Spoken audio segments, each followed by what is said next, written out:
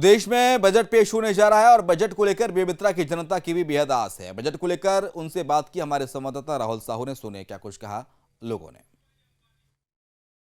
देखिए, 1 फरवरी को बजट पेश होने वाले हैं और हम आज बात करेंगे बजट को लेके। हमारे साथ में बेमेतरा के कुछ व्यापारी, आम नागरिक लोग हैं, उनसे बात करेंगे कि जो 1 तारीख को बजट पेश होने वाले हैं उसमें क्या सोच रखते हैं, किस तरीके से सरकार से अपेक्षा रखते हैं और क्या बजट में होना चाहिए। हमारे साथ में वरिष्ठ लोग हैं। सबसे पहले हम तिवारी जी से बात करते हैं। तिवारी जी, ये बताइए कि क्या देखते हो इस बजट को लेके आप?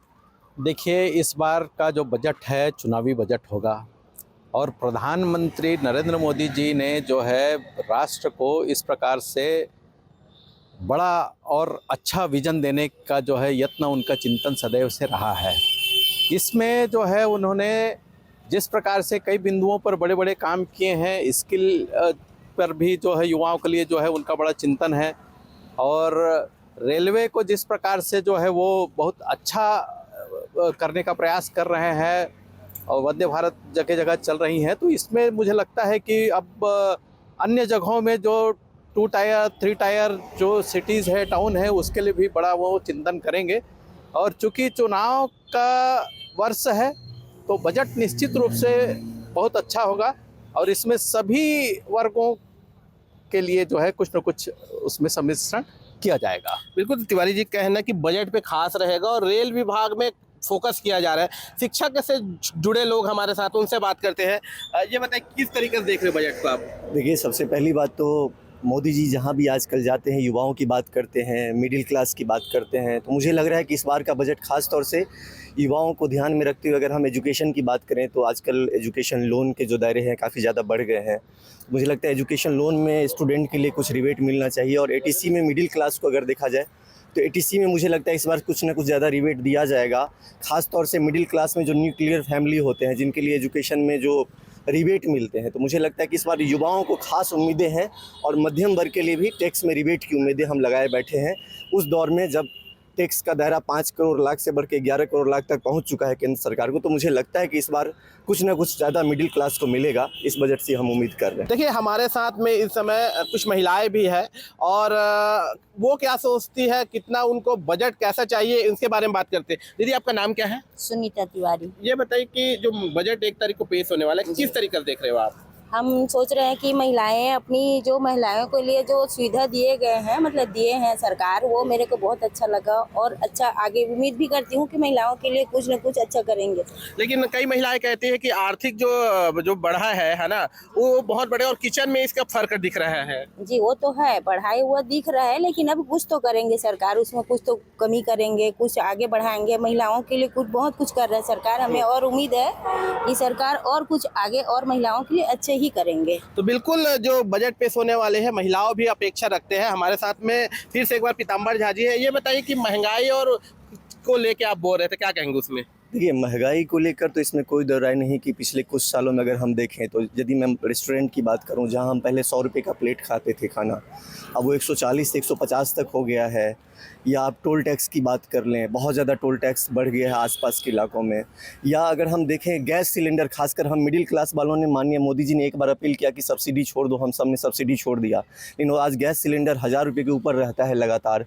तो डीजल की प्राइस की बात हो, गैस सिलेंडर की बात हो, रेस्टोरेंट में खाने की बात हो, तो एक मध्यम वर्गीय कहीं ना कहीं ये महसूस कर रहा है कि इन सब चीज़ों पे अगर कंट्रोल कर लेते। खास तौर से अभी मैं एक डाटा पढ़ रहा था कि इस साल सरकार ने 34 लाख करोड़ का टैक्स कलेक्शन केवल टोल टैक्स से किया है। तो इस दौर में जब हम इतना कलेक्शन कर रहे हैं तो मुझे लगता है कि ये छोटी छोटी चीज़ें जो किचन से महंगाई बढ़ी है या डीजल के दाम ज़्यादा बढ़ने से महंगाई बढ़ी है, उस पर तो निश्चित तौर से युवाओं की, महिलाओं की, मध्यम वर्ग की, सभी की उम्मीदें लगी हुई है कि कहीं ना कहीं इसमें रिबेट दिया जाना चाहिए। तो बिल्कुल, ये थे बेमेतरा के नागरिक लोग, व्यापारी लोग, जिनका साफ कहना है कि जो 1 तारीख को बजट पेश होने वाले हैं उसमें उनको बहुत सारी उम्मीदें हैं। खास करके जो महिलाएं हैं वो किचन से जुड़े हुए जो सामान है या जो चीज़ें हैं उस पर रियायत मिले, ये उनका कहना है। अब देखने वाली बात होगी कि जो 1 तारीख को जो बजट का पिटारा खुलता है उसमें देशवासियों के लिए क्या रहता है। कैमरामैन विक्की के साथ में राहुल साहू, न्यूज स्टेट मध्य प्रदेश, छत्तीसगढ़। तो बजट की तैयारियां शुरू हो चुकी हैं। सबको इंतजार रहेगा कि सरकार इस बार किसे क्या तोहफा देती है, लेकिन सबसे ज्यादा इंतजार नौकरी पेशा वर्ग को होता है, जिन्हें उम्मीद होती है कि शायद टैक्स में कुछ छूट इस बार मिल जाए। इस बार भी कुछ ऐसा ही है, हालांकि इस बार की स्थितियां अलग हैं। चुनावी साल है और अंतरिम बजट होगा कैसा, इसी पर हमारे संवाददाता ने नौकरी पेशा वर्ग से खास बातचीत की है। सुनिए। 1 फरवरी को आम बजट पेश होना है और इसे लेकर आम लोगों के साथ नौकरी पेशा के लोगों को भी इस बजट से खासा उम्मीदें हैं। क्या कुछ इस बजट में होगा और इन उम्मीदों को लेकर जो बजट पेश होना है उसको लेकर चर्चाएं भी शुरू हो गई है। कुछ लोग हैं उनसे बातचीत करते हैं बजट को लेकर, क्या कुछ उम्मीदें हैं और क्या ये सरकार से मांग रखते हैं कि क्या होना चाहिए। बजट आने वाला है सेंट्रल का, क्या कुछ उम्मीदें हैं इस बार आपको?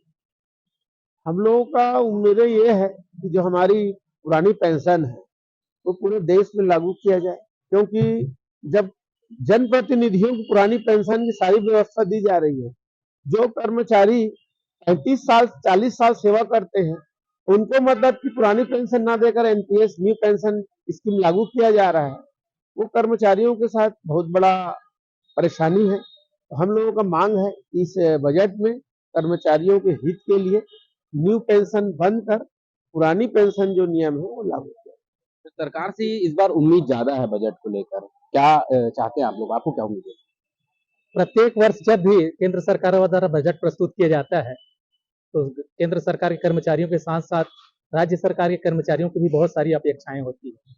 और इसमें मैं ये कहना चाहूंगा कि जैसे 1.5 लाख की बचत प्रतिपूर्ति होती है, आयकर सीमा के अलावा 1.5 लाख का भी छूट मिलता है कि पुराने आयकर करदाता के जिसमें नियम में, तो मैं चाहूंगा उसको 1.5 लाख की जगह 2.5 और 3 लाख किया जाए, ताकि आर्थिक निवेश की भी वृद्धि बढ़े, सरकार को भी उससे फायदा हो और कर्मचारियों भी इन्वेस्ट करें, उनको भी ब्याज प्रतिपूर्ति मिलेगा, बैंक से मिलेगा, LIC से मिलेगा, आर्थिक निवेश होगी, आर्थिक समृद्धि बढ़ेगी, आर्थिक विकास होगा। इसके साथ मैं चाहूंगा कि प्रदेश और सेंट्रल गवर्नमेंट दोनों में डबल इंजन की सरकार अभी स्थापित हो चुकी है। बिलासपुर न्यायधानी प्रदेश का दूसरा शहर है, सबसे बड़ा शहर, लेकिन आज तक इसको B2 श्रेणी का दर्जा नहीं दिया गया। ये पूरा सेंट्रल गवर्नमेंट के ऊपर ही निर्धारित करता है B2 श्रेणी का, और अभी तक की हमारी अपेक्षाएं पूरी नहीं हुई है। यदि ये अपेक्षाएं पूरी हो जाएगी, बिलासपुर को B2 श्रेणी घोषित किया जाएगा, तो केंद्र सरकार के कर्मचारियों के साथ ही राज्य सरकार के कर्मचारी भाड़ा भत्ता में वृद्धि होगी।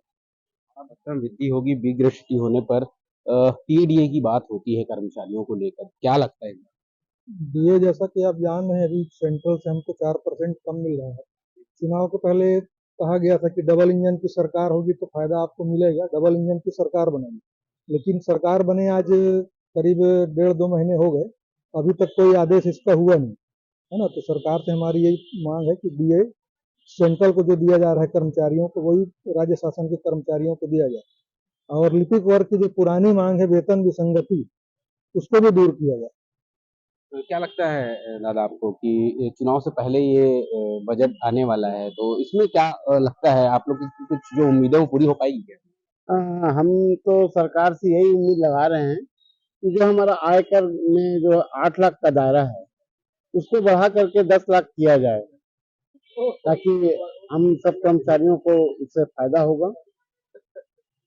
ये सब कर्मचारियों को फायदा होगा, ऐसी इनकी उम्मीदें हैं, लोगों की भी अपेक्षाएं हैं, और खासतौर पे जो नौकरी पेशा के जो लोग हैं उन्हें भी इस बार जो बजट आने वाला है उसे लेकर जो खासा उम्मीदें हैं। हालांकि देखना होगा बजट में आने के बाद इनकी जो उम्मीदें हैं वो कितनी पूरी हो पाती है।